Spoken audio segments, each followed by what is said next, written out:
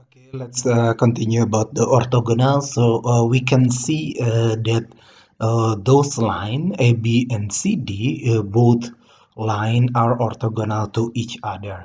It means orthogonal. It can simply say that straightforward or tegak lurus. Eh, Kalau misalnya bisa didefinisikan, proyeksi ortogonal adalah gambar proyeksi yang bidang proyeksinya mempunyai sudut tegak lurus terhadap proyektornya. Garis-garis yang memproyeksikan benda terhadap bidang proyeksi disebut sebagai proyektor. Sedangkan proyektor, selain proyektor tegak lurus terhadap bidang proyektornya, tersebut juga harus sejajar satu sama lain. Contoh-contoh proyeksi ortogonal dapat dilihat pada gambar di bawah ini. Di sini adalah proyeksi ortogonal dari sebuah titik. Ada proyektornya, bidang proyeksinya, dan juga proyeksi terhadap titik tersebut. Demikian juga ini proyeksi ortogonal dari sebuah garis lain AB. Proyeksi ortogonalnya direfleksikan ke bidang proyektornya saling tegak lurus dan ada sudut tegak lurusnya tentunya. Demikian juga dengan proyeksi ortogonal dari sebuah bidang dan ini harus saling tegak lurus. Nah, important konsep tadi sudah dijelaskan di video sebelumnya bahwa a linear combinations of the origin variables, the first principal component explains the most variations in data. Second PC explains the most of the rest, the variance, and so on.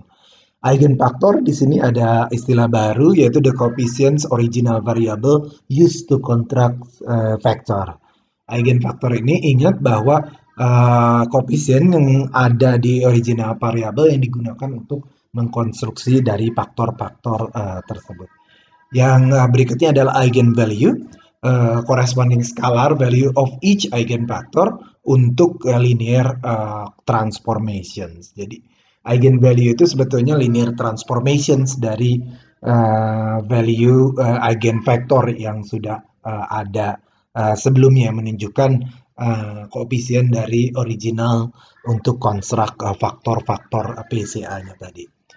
Tujuan PCA ada tiga minimumnya di sini, yaitu mereduksi variabel asli menjadi variabel laten, juga pemetaan pola sampel termasuk misalnya melihat pencilan yang ada.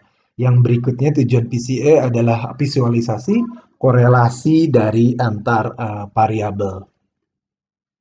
Nah, bentuk umum PCA bisa berupa tabulasi data. Biasanya kalau sebelum di transformasi matrik kan harus ada baris sama dengan objek atau observasi atau sampel dari produk kolom dan merupakan variabel.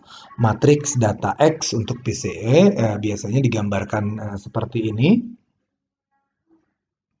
N sampel dan P variabel. Di sini N-nya ya 1, 2, 3, 4, 5, 6. Misalnya kalau di sensory ini bisa berupa panelisnya dan ini variabel yang atau atribut yang ada di sensorinya. First step, tentunya kita tentukan covariance matrix or correlation matrix.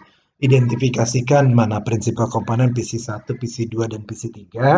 Di sini akan terlihat hasilnya itu script plot, eigenvalue, dan eigenvektornya. Tadi definisi eigenvalue dan eigenvektornya sudah diberikan. Map of sample, script plot, commonly biasa disebut sebagai nanti isinya ada PC1 dan PC2. Map of variables, ini berupa loading plot variabel-variabel yang ada dan juga complementary score dari loading plot. Nah, seperti ini komponen-komponennya, misalnya sebagai contoh, component should always be interpretable. Validation is the key to interpretation. Keep adding component as long as they carry structure information. Misalnya untuk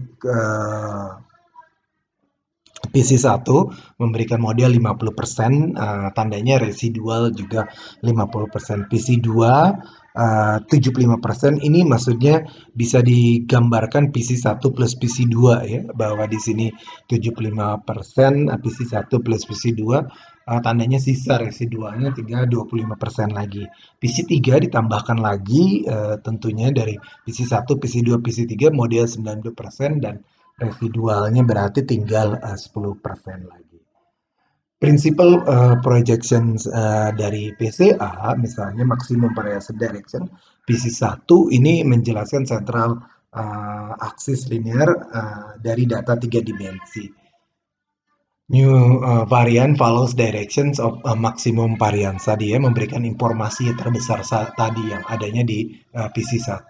Yang kedua, menggambarkan juga di sini uh, differences atau varian yang ada di dalam sistemnya. Least square bits ini menunjukkan residualnya, ya, menunjukkan residual sama juga PC2 dan PC3. Prinsip proyeksi dalam PCA tadi sudah dijelaskan juga, mencari garis-garis PC pada suatu ruang di mana letak maksimum titik-titik data tersebut saling ortogonal antar prinsipal komponen. PC berurutan berdasarkan banyaknya informasi yang dikandung. Seperti inilah informasi dari misalnya tadi ketika ada prinsipal komponen yaitu variabel-variabel imajiner baru yang terbentuk dari variabel-variabel asli. PC1 ini harusnya ortogonal ke semua variabel karena memberikan informasi yang paling besar. PC2, nah ini ada window baru memberikan informasi terbesar kedua. The number of component takes into account karena memberikan structures dari data ya.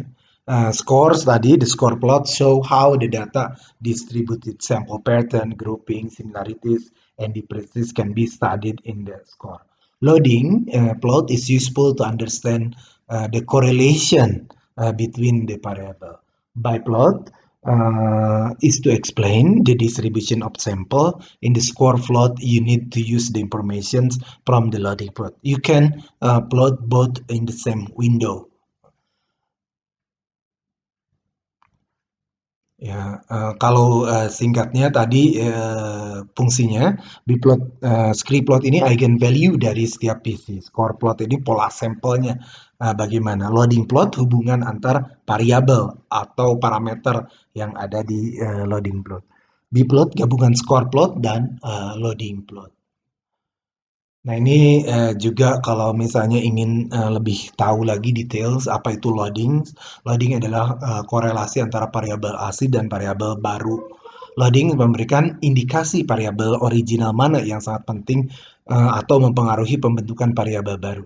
Makin tinggi nilai loading, maka variabel lama yang bersangkutan memiliki pengaruh terhadap pembentukan variabel baru yang cukup tinggi. Loading dapat pula dihitung dengan menggunakan rumus seperti ditampilkan di sini. Misalnya LIJ merupakan loading dari variabel ke J untuk prinsipal komponen ke I.